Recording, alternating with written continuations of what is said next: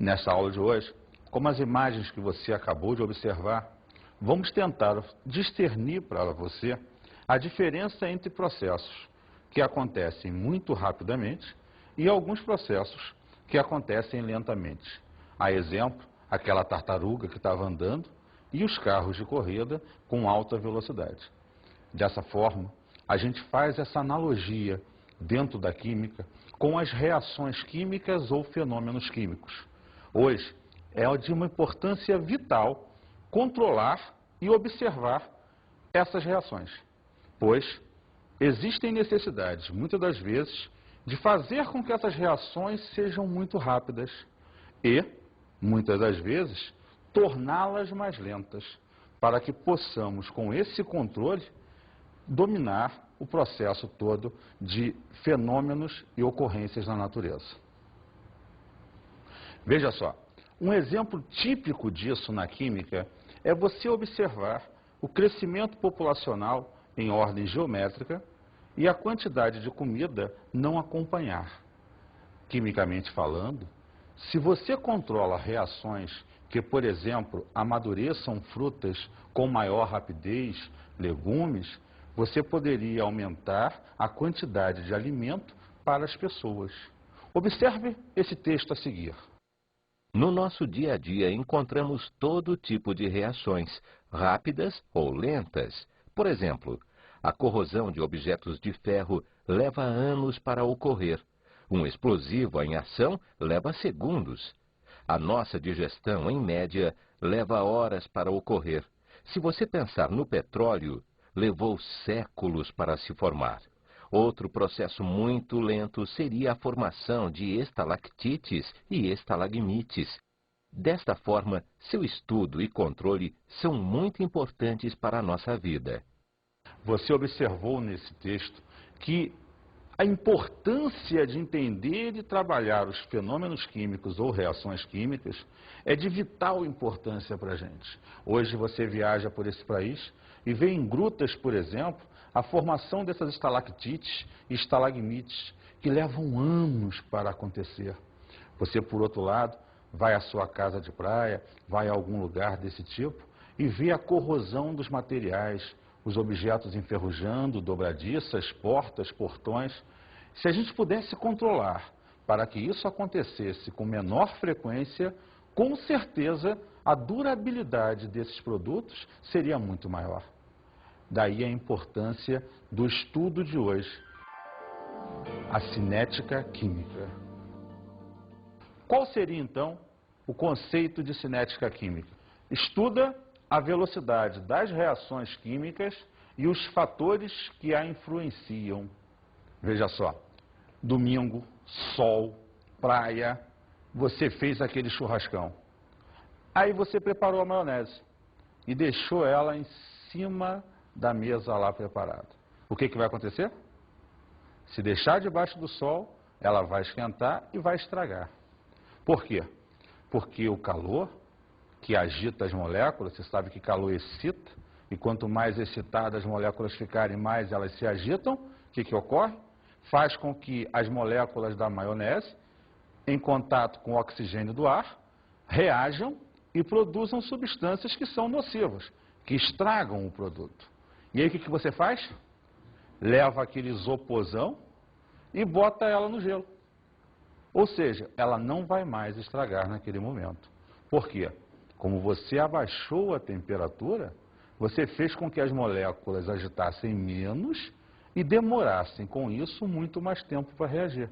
Até estragaria, mas daqui 2, 3 dias. A importância do estudo da reação e do seu controle está nesse fator.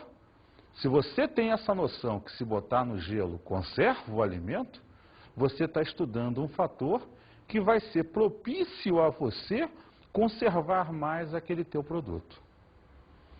Em função disso, você percebe a necessidade de criar uma base e alguns conceitos, para que a gente possa dar entendimento a todo esse processo.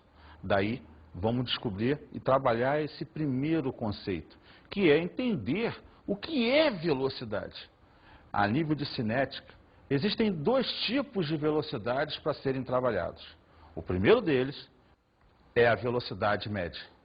Lembre-se que a velocidade média é representada por V maiúsculo e M minúsculo. É importante você lembrar que a velocidade sempre usará um V maiúsculo para sua representação. Nesse caso, a fórmula da velocidade média vai estar ligada à ideia de um V maiúsculo e um Mzinho acompanhando. Fórmula da velocidade média, professor? Mas isso não é física. Agora complicou. Explica melhor. Olha só, Gotinha, não se assusta com isso. Velocidade tem uma amplitude muito maior do que você está pensando. Na verdade, a ideia da velocidade é a ideia de algo realizado, produzido, consumido em função do tempo. Por exemplo, você foi a um restaurante e comeu 6 hambúrgueres em 2 horas. Isso quer dizer que por hora você comeu em média 3 hambúrgueres. Então a sua velocidade de consumo de hambúrgueres foi 3 hambúrgueres por hora.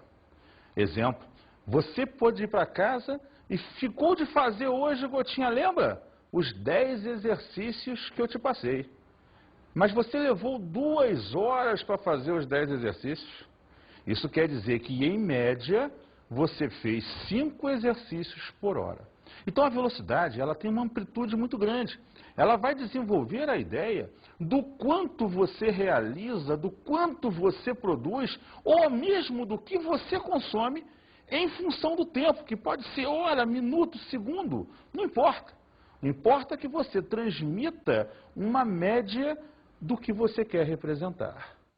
Lembra, na química, as reações não saem andando como na física. Reação é o quê? É um conjunto de substâncias que reagem e são consumidas, produzindo novas substâncias diferentes das que você tinha antes. Então, na química, medir a velocidade média é avaliar o quanto se gasta de substância no processo em função do tempo ou o quanto se produz dessas novas substâncias em função do tempo. Observe a fórmula da velocidade média relacionando a ideia com a química, que é o importante nesse processo. Como vemos, velocidade média é uma relação em ΔN1 sobre ΔT ou delta colchete sobre ΔT. Lembrando que o colchete, ele representa a concentração molar ou molaridade da substância. ΔN, o número de mols da substância. Um unzinho é uma referência a ser soluto, que nesse caso não haveria nem a necessidade de colocar, mas por força de hábito, esse 1 apareceu ali. Porém, o importante é entender que você está avaliando a quantidade de matéria, o quanto você tem de substância reagente e ou substância produto, sendo respectivamente consumida ou produzida em função do tempo. Isto sim é importante naquele processo.